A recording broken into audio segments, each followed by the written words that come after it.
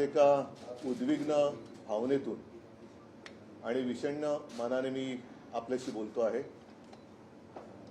उद्या मला वाटतं अबुधाबी का कुठेतरी हिंदुस्थान आणि पाकिस्तान यांच्यातला क्रिकेट सामना आहे आणि मी उद्विग्न आणि विषण्ण हे दोन शब्द एवढ्यासाठी वापरले की अजूनही जो हल्ला पहलगाममध्ये आपल्या भारतीयांवरती झाला त्याच्यामध्ये ज्या पर्यटकांची हत्या केली गेली त्यांचं रक्त सुकलेलं नाही, घाव भरलेले नाहीत। त्याच्यानंतर आपल्याला सर्वांनाच असं वाटलं होतं, म्हणजे आपल्या भारतीयांना, हिंदुस्थानी सगळ्या नागरिकांना, देशप्रेमींना, की आपण आता पाकिस्तानला जागेवर ठेवणार नाही, पाकिस्तानचे 2, 3, 4 तुकडे करून टाकू। त्या दृष्टीने एक चढाई पण केली गेली, जवळपास युद्ध केलं गेलं आणि त्याला नाव ठेवण्यात आलं होतं ऑपरेशन सिंदूर। मधल्या काळामध्ये आपल्या संरक्षण मंत्र्यांनी सांगितले की अभी भी ऑपरेशन सिंदूर रुका नहीं है। एकूणच ते जे काय वातावरण होतं हे वातावरण आपल्याला काही नवीन नाहीये, कारण थोड्या थोड्या दिवसांनी म्हणा, काही वर्षांनी म्हणा, पाकिस्तान आपल्या देशावरती आतंकवादी हल्ले करतं। त्यावेळेला आपण सगळे उठून जागे होतो, सरकार पण चवताळल्यासारखं उठतं, आपले सैनिक शौर्य गाजवतात आणि याही वेळेला ज्या बातम्या येत होत्या त्या बातम्या जवळपास पाकिस्तान आपण पादाक्रांत करतो आहोत अशा स्वरूपाच्या बातम्या होत्या। शौर्याने तर म्हणजे सैनिकांनी तर शौर्याची परिसीमा गाठली होती। अचानक काय झालं, कुठून कळ फिरली काय सांगता येत नाही। ट्रम्प म्हणतायत की त्यांनी युद्ध थांबवलं, व्यापारासाठी युद्ध थांबवलं। वातावरण म्हणजे मला आठवते की त्याच सुमारास आपल्या देशाचं नाव भालाफेकीमध्ये उज्ज्वल करणाऱ्या नीरज चोप्रानी एक पाकिस्तानी प्रशिक्षक आपल्या देशात बोलवला होता। आता ते आमंत्रण त्यांनी कधी दिलं होतं, द्यायला हवं होतं की नव्हतं, त्याच्यानंतर तो प्रशिक्षक तर काय आलेला नाही। पण त्या नीरज चोप्रांना जे काही अंधभक्त आहेत त्यांनी देशद्रोही बोलण्यापर्यंत मजल गाठली होती। त्याचा मनस्ताप त्यांना काय झाला असेल याची मला कल्पनाही करवत नाही। पण आता अचानक असं काय झालं की पाकिस्तान बरोबर आपण युद्ध पुकारलं होतं आणि त्याच पाकिस्तान बरोबर उद्या क्रिकेट मॅच खेळतो आहोत। तुम्हाला सगळ्यांना कल्पना आहे की ऑपरेशन सिंदूर केल्यानंतर जगभरामध्ये आपल्या पंतप्रधानांनी सर्वपक्षीय शिष्टमंडळ पाठवली होती। कशासाठी? तर आमची लढाई आतंकवादाच्या विरुद्ध आहे आणि आमच्या देशात आतंकवाद पाकिस्तान फैलवतो आहे। आता नेमकं मोदीजींचं काय म्हणणं आहे? मला असं वाटतं की ही देशभक्तीची थट्टा आहे, नुसती थट्टाच नाही तर देशभक्तीचा हा व्यापार चाललेला आहे। देशभक्तीचा व्यापार, यांना व्यापारापुढे देशाची सुद्धा आता काही किंमत राहिलेली नाहीये। राजनाथ सिंगना मला विचारायचंय आणि अमित शहाना सुद्धा मला विचारायचंय की तुम्ही आता हे युद्ध थांबवलंय हे जाहीर करणार आहात का? आणि ज्यांनी नीरज चोप्राला देशद्रोही म्हणाले होते, अगदी आपल्या सोफिया कुरेशी ज्या लष्करातले एक तडफदार महिला अधिकारी आहेत, त्यांना हे मी गदडे शब्द वापरतोय, नालायक शब्द वापरतोय, भाजपचे अंधभक्त हे पाकिस्तानची बहीण म्हणाले होते, आतंकवादियों की बहन म्हणाले होते। त्या गदड्यांचं आता काय करणार? आणि पाकिस्तान बद्दल आपली नेमकी भूमिका तरी काय आहे? म्हणजे तुम्ही जे करता ते आम्ही सगळ्यांनी गपगुमानपणाने मान्य करायचं। तुम्ही जेव्हा म्हणाल त्यावेळेला पाकिस्तान मुर्दाबाद म्हणायचं, तुम्ही जेव्हा म्हणाल तेव्हा पाकिस्तानला तुम्ही मिठ्या मारायच्या। म्हणजे जवान तिकडे लढणार, जवान तिकडे शहीद होणार, आपले नागरिक, भारतीय नागरिक, अगदी हो मी असं म्हणेन की तेव्हा त्यांना धर्म विचारून गोळ्या घातल्या गेल्या होत्या, हिंदू म्हणून गोळ्या घातल्या गेल्या होत्या। आणि हे जर सत्य आहे तर भाजपच्या लेखी, पंतप्रधानांच्या लेखी देशाची आणि हिंदुत्वाची काही किंमत आहे की नाही? का हिंदुत्वापेक्षाही, देशापेक्षाही त्यांना व्यापार मोठा वाटतोय? हे त्यांनी स्पष्ट केलं पाहिजे। आणि असं काही नाहीये की जे म्हणाले होते ना की खून और पानी साथ में नहीं बह सकता, म्हणून मी म्हटलं की असं काही नाहीये की एखाद्या खेळावरती आपण बहिष्कार टाकला म्हणजे काही लगेच जागतिक संकट ओढवतंय, अजिबात नाहीये. यापूर्वी सुद्धा अशा घटना घडलेल्या आहेत. मी तर म्हणेन ही अजून एक मोठी संधी आहे, जे पंतप्रधानांना जगभरामध्ये शिष्टमंडळ पाठवून जमलेलं नाही ते एका या सामन्यावरती बहिष्कार टाकून आपण जगाला दाखवू शकलो असतो की आतंकवादाच्या विरुद्ध आम्ही आहोत. आमच्या देशामध्ये पाकिस्तान हा दहशतवाद फैलावतो आहे, दहशतवादी घुसवतो आहे आणि जोपर्यंत पाकिस्तान या कारवाया थांबवत नाही तोपर्यंत आम्ही पाणीच काय कोणतेही संबंध पाकिस्तानबरोबर ठेवणार नाही. आणि हीच भूमिका शिवसेना प्रमुखांची होती. मला आठवते मी स्वतः तेव्हा हजर होतो. जावेद मियादाद इकडे आले होते किंवा आला होता, त्याला तोंडावरती ठामपणाने बाळासाहेबांनी सांगितलं होतं, हिंदू हृदय सम्राटांनी सांगितलं होतं की हे सगळा फालतूपणा बंद कर. जोपर्यंत पाकिस्तान आमच्या देशाशी नीट वागत नाही तोपर्यंत क्रिकेट वगैरे मी माझ्या देशात होऊ देणार नाही. आणि मग मला आज खरोखर सुषमा स्वराज यांची आठवण येते. त्या परराष्ट्र मंत्री होत्या आणि आत्ताचे जे आहेत जयशंकर, नुसतं नावात शंकर आहे, बाकी काय करतात कल्पना नाही मला. जयशंकर, कसला जय आणि कसला शंकर. हे जयशंकर तेव्हा त्यांचे मला वाटतं अधिकारी होते, सेक्रेटरी होते. त्याच्यानंतर दुसरं जे म्हटलं जातं की त्यावेळेला सरदार पटेल हे पंतप्रधान हवे होते. मला तर असं वाटतं की आज सरदार पटेल हे पंतप्रधान पाहिजे होते, कारण सरदार पटेल जर का असते तर आजपर्यंत पाकिस्तान शिल्लक राहिला नसता आणि पाकिस्तान बरोबर क्रिकेट खेळण्याचाही प्रश्न उभा राहिला नसता. आणि म्हणूनच मला आता तुमच्या सगळ्यांच्या माध्यमातून तमाम देशवासियांना एक आवाहन मी करतो, म्हणजे विनंती करतोय. उद्या शिवसेनेच्या वतीने आम्ही एक निषेध तर व्यक्त करतोच आहोत. हा निषेध राज्यभर होईल. मी तर म्हणेन संपूर्ण देशात जे जे देशभक्त आहेत त्यांनी हा निषेध केला पाहिजे. या हल्ल्याचं किंवा आपण जी पाकिस्तानवरती चढाई केली होती त्या हल्ल्याला प्रत्युत्तर म्हणून जी चढाई केली होती त्याला ही नावं चांगली ठेवतात, ऑपरेशन सिंदूर, मग ऑपरेशन महादेव. आता उद्याच्या मॅचला यांनी काय नाव ठेवले हे त्यांनी सांगावं. पण घर घर सिंदूर ही एक मोहीम ते राबवणार होते, हर घर सिंदूर भाजपवाले. आणि त्याचा तीव्र निषेध झाल्यानंतर त्यांना ती मोहीम गुंडाळावी लागली. आता हर घर से सिंदूर हा मोदींना पाठवला पाहिजे. आम्ही तर पाठवतोय. उद्या रविवार आहे, उद्या संध्याकाळी मॅच आहे. उद्या सकाळी साधारणतः 11च्या सुमारास राज्यभर शिवसेनेच्या महिला आघाडीतल्या सगळ्या कार्यकर्त्या या मोठ्या चौकात जमतील आणि एक मोठ्या डब्यात सगळ्या जणी सिंदुराच्या पुढ्या त्याच्यात टाकतील आणि हे सगळे डबे राज्यभरातून मोदींना त्यांच्या पंतप्रधान कार्यालयामध्ये नजीकच्या पोस्ट ऑफिसमधनं, कारण त्याच्यात खाजगी कुरिअर नेते जात नाही, त्याच्यामुळे ते जे काही अधिकृत मार्ग असेल त्या अधिकृत मार्गाने पंतप्रधान मोदींना हर घर से सिंदूर आता उद्या आम्ही पाठवणार आहोत. मी सर्व देशवासियांना सांगतोय की आत्ताच ही वेळ आहे. ही वेळ अशी होती किंवा आहे, अजूनही आहे, अजूनही वेळ गेलेली नाही. मोदींनी दमदारपणाने सांगायला पाहिजे नाही होगा, ये नहीं हो सकता. नाहीतर मग तुम्ही एका बाजून जाऊन गपचूप केक खाऊन यायचा आणि लढायला सैनिकाने जायचं. इकडे रस्त्यावरती देशभक्तीचे गाणे आणि पोवाडी, म्हणजे मी तर असं ती टाइम्स ऑफ इंडियाची बातमी आहे, थट्टा थट्टा म्हणजे किती थट्टा करायची. आज टाइम्स ऑफ इंडियामध्ये बातमी आलेली ही की आता गणपती झाला, आता नवरात्री येत आहेत, विक्रोळीला भाजपच्या माध्यमातून मराठी दांडिया, मी आजपर्यंत तरी गुजराती लेझिम ऐकलेलं नाही पण मराठी दांडिया ते करणार आहेत आणि त्या मराठी दांडियाची थीम ही सिंदूर असणार आहे. एवढा निर्गुणपणा, एवढा निर्लज्जपणा. म्हणजे तिकडे माता भगिनींची, म्हणजे आपल्या भगिनीच तरुण तरुण मुलींची तिकडे सौभाग्य उजाडलं गेलं. ते दृश्य तुमच्या माध्यमातून जी काही दिसली ती अजून देखील डोळ्यासमोरून हालत नाहीये. त्यांचा आक्रोश आजही कानामध्ये आपल्या घुमतो आहे.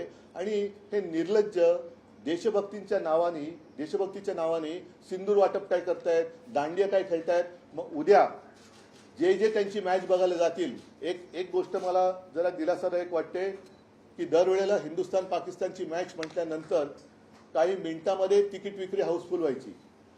आणि आजपर्यंतची जी बातमी आहे की अजूनही म्हणावा तसा प्रतिसाद या मॅचला मिळालेला नाही.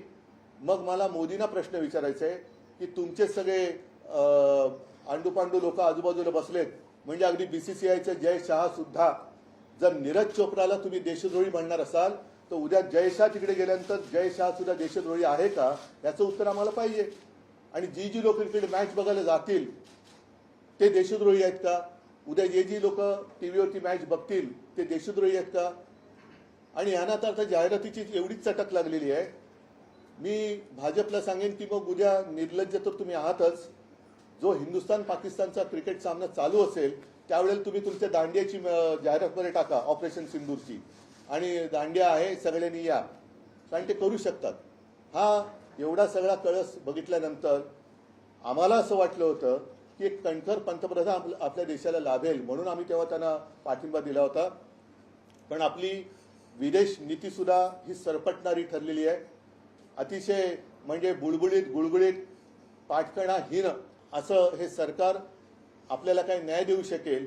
आणि पाकिस्तान तर सोडाच, पण पाकव्याप्त काश्मीर आपल्या देशात परत आणू शकेल यावर आता माझा विश्वास नाही राहिलेला. तुम्ही जावेद मियादाचा जो उल्लेख केला, मागच्या वेळेस मुख्यमंत्री बोलताना म्हटले होते की ज्यांनी मातोश्रीवरती पाकिस्तान क्रिकेटर्सना बोलवलं त्यांनी आम्हाला याविषयी सांगू नये असं मुख्यमंत्र्यांनी बोललं. मी मुख्यमंत्र्यांच्या बोलण्याला किंमत का देत नाही, कारण ते यावेळेला नव्हते, मी स्वतः होतो. आणि जावेद मियादादला तोंडावर बाळासाहेबांनी सांगितलं होतं, त्याच्याकडे नवाज शरीफकडे जसे मोदी गेले होते त्यांचे नेते आणि गपचूप जाऊन केक खाऊन आले होते, त्या आणि जिनाच्या थडग्यावरती डोकं टेकणारे ज्यांचे नेते आहेत त्यांनी आम्हाला देशभक्ती शिकवण्याच्या भानगडीत पडू नये.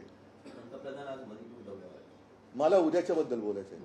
उद्धवजी, पण तुम्ही आता भाजप आणि सरकारवर टीका करतात, तुम्ही देशातल्या क्रिकेटपटूंना काय आवाहन कराल? कारण तेही खेळणार आहेत. आणि शेवटी असं आहे की अगदी हरभजन सिंग पण आता म्हणाले की हे होता कामा नये. मध्ये सौरभ गांगुली पण बोलले होते. आणि शेवटी काय होतं की त्यांनी जरा काही करायचं म्हटल्यानंतर आज सुद्धा ते सगळ्या क्रिकेटच्या नाड्या जयशाहच्या हातात आहेत. तो त्यांना पूर्णपणे म्हणजे देश हारला काय जिंकला काय, पण माझ्या विरुद्ध बोलला असता घरी जा. ही खरी जयशाह आणि अमित शहा आणि मोदींची परीक्षा आहे की तुमच्या लेखी व्यापार महत्वाचा आहे. उद्या क्रिकेटच्या सामन्यातून जो काही रेव्हेन्यू मिळणार आहे, म्हणजे आपल्याकडनं सुद्धा कुठला तो फायनलचा सामना होता तो मुंबईचा त्यांनी अहमदाबादला नेला होता पैशासाठी, तर त्यातून मिळणारे पैसे तुम्हाला देशापेक्षाही प्यारे आहेत का? ह्या प्रश्नाचं उत्तर त्यांनी द्यायला पाहिजे. महिला सगळ्या उतरणार आहेत, कारण सिंदूर आहे. माझं कुंकू माझा देश ही त्या आमच्या आंदोलनाची किंवा जो काही निषेध करतोय त्याची ती एक शीर्षक आहे.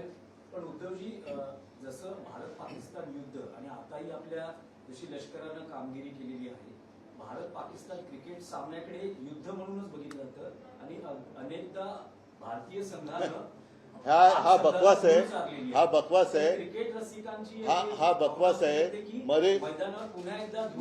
मध्ये कोणीतरी एका जबाबदार अधिकाऱ्याने व्यक्त केलं होतं की मॅचमध्ये विकेट किती गेल्या महत्वाचं नाही, सामना जिंकलं की नाही. मला त्यांच्या अकलीची क्यू करावीशी वाटते. विकेट गेली तरी पुढचा सामना तो खेळू शकतात. इकडे शहीद झाल्यानंतर तो बिचारा त्याचं घरदार उजाडतं, तो पुन्हा उभा नाही राहू शकत. त्याच्यामुळे क्रिकेटमधली विकेट आणि शहीद होणं याच्यातला फरक हा फार मोठा आहे. त्याच्यामुळे क्रिकेट आणि युद्ध या सगळ्या गोष्टी या भंपकपण आहे. यांना व्यापार करायचा आहे. यांनी देशभक्तीचा व्यापार सुरू केलेला आहे. हिंदी में जानना चाहेंगे, कल भारत और पाकिस्तान का मैच होने वाला है, इसको लेकर शिवसेना लगातार आपत्ति जाहिर करती रही है, किस बात पर आपत्ति है? नहीं, हमने एक निवेदन भी मैं प्रसारित करने जा रहा हूँ, हिंदी में है. और हिंदी में इसलिए है कि अन्य राज्यों में भी हम क्या कर रहे हैं, क्यों कर रहे हैं, इसकी जानकारी मिलनी चाहिए. कल ये दुर्भाग्य की बात है कि बीच में मैं इसलिए कह रहा हूं कि कुछ ही दिन हुए हैं, 3-4 महीने हुए होंगे. पहलगाम में जो आतंकवादी हमला हुआ उसमें हमारे नागरिक, हिंदुस्तानी नागरिक जिस तरीके से मारे गए, हमारी बहनें, उनका सिंदूर, सौभाग्य उजाड़ा गया. आज भी वो घाव भरा नहीं है. और उसका उत्तर देने के लिए हमारे सरकार ने एक कार्रवाई की थी पाकिस्तान के ऊपर. पाकिस्तान के ऊपर क्यों की? आतंकवाद का हमला सामना अगर करना है तो पाकिस्तान के खिलाफ क्यों? क्योंकि इसलिए पाकिस्तान हमारे देश में आतंकवाद फैला रहा है. आतंकवादी हमले कर रहे हैं, हमारी माताएं बहनें जो है उनका सौभाग्य जो है उजड़ रहा है। अब ऐसा नहीं चलेगा। हमेशा हम तो कहते हैं, लेकिन सिर्फ कहते हैं, करते कुछ नहीं है।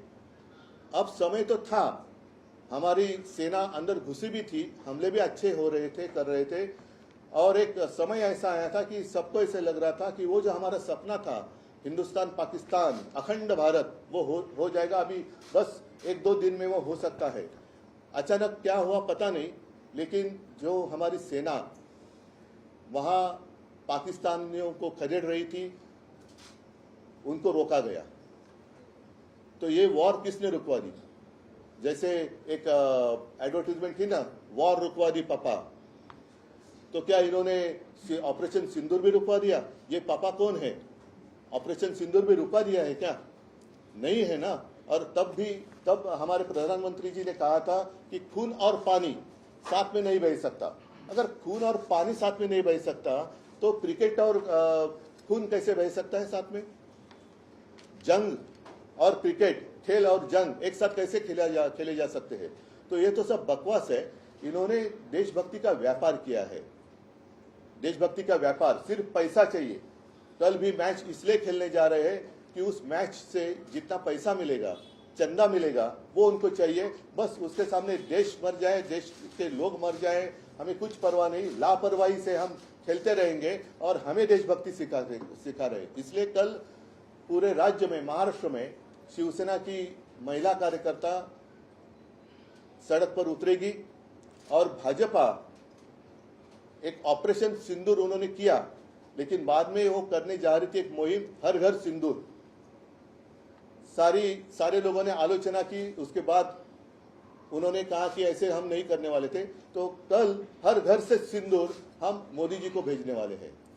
हर घर से सिंदूर, सारी महिलाएं उतरेगी और सिंदूर की एक एक डिब्बी हो या एक छोटी काय करतात पुड़ी पैकेट, वो एक बक्से में डालेगी और प्रधानमंत्री जी को उनके कार्यालय में हम भेज देंगे।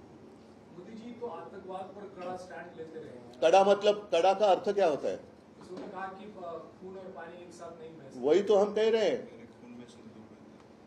और उन्होंने ही कहा था कि उनके रगों में खून नहीं सिंदूर बह रहा है। ये तो अमानवीय बात है। लेकिन अगर अमानवीय है तो कड़ा रुख अपनाओ, एक ही बार सबक सिखाओ। क्यों झुक रहे हैं? कहते हैं अंतर्राष्ट्रीय मंच पर इस तरह से कर नहीं सकते, मतलब ठीक है, अंतर्राष्ट्रीय मंच की बात बताऊं तो एक नहीं, ये नहीं, वो दूसरी बात एक है। अंतर्राष्ट्रीय मंच की बात आपको बताता हूं। 1980 में ये क्या है? एशिया कप, एशिया कप है क्रिकेट का। कितने देश इसमें शामिल होने वाले हैं?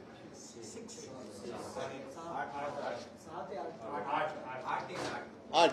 और ओलंपिक में कितने होते हैं? पूरी दुनिया से लोग वहां आते हैं। तो 1980 में मॉस्को ओलंपिक्स था, उसके ऊपर रशिया ने अफगानिस्तान में अपनी फौज उतारी थी। इसलिए अमेरिका और उनके साथी जो थे उन्होंने बैन किया था ओलंपिक। फिर उन्होंने 1980 में बहिष्कार किया था। इसलिए रशिया ने 84 का जो ओलंपिक था शायद लॉस एंजलिस में, उसके ऊपर उन्होंने बहिष्कार डाला था। तो ऐसी कोई बात नहीं है कि पूरे। और फिर ठीक है ना, मैं मानता हूं कि क्या कहा आपने, जागतिक, तो पूरे दुनिया भर में अपने अपने जो भी एक सारे पार्टी, उसमें हमारे पार्टी की सांसद भी शामिल थी, सब लोगों को आपने भेजा था। क्या उसका नतीजा क्या है? कितने लोगों ने आपकी बात सुनी? कितने लोगों ने आपकी बात मानी? कितने लोगों ने आपको सपोर्ट किया? और वहां जाकर आपने क्या कहा था कि पाकिस्तान हमारे देश में घुसपैठ कर रही है, पाकिस्तान हमारे देश में आतंकवाद फैला रही है। तो अब 2-3 महीने नहीं हुए हैं और सारी दुनिया के सामने उसी पाकिस्तान के साथ आप क्रिकेट खेलने जा रहे हैं। तो पाकिस्तान आतंकवादी है या नहीं है? पाकिस्तान हमारा दुश्मन है या नहीं है? पाकिस्तान के साथ हमारे रिश्ते कैसे होने चाहिए?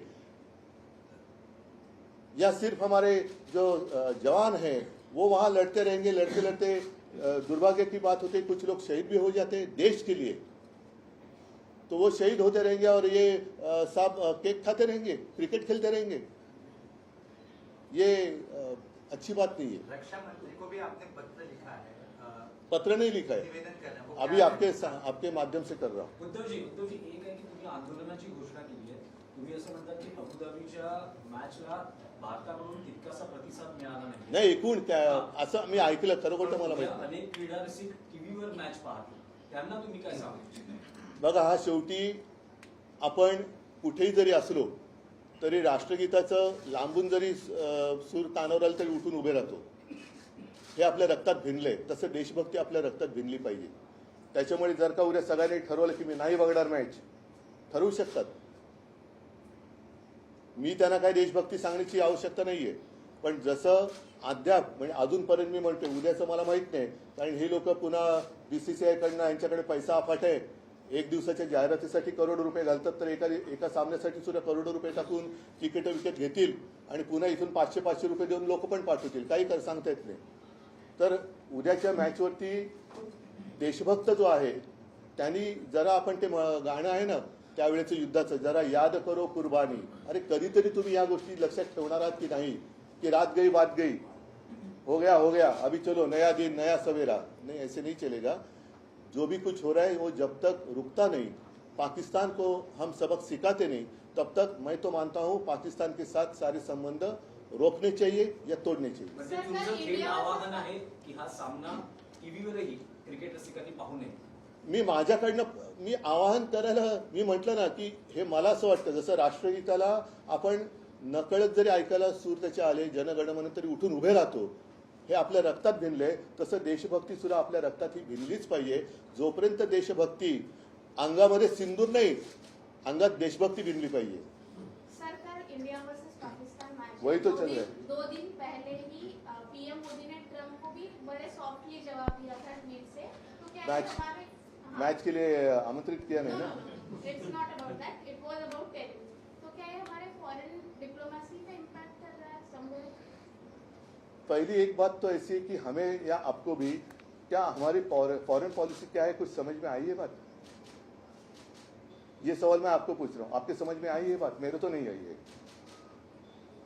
और मुझे तो ऐसी आशंका है कि शायद प्रधानमंत्री की समझ के बाहर की बात है.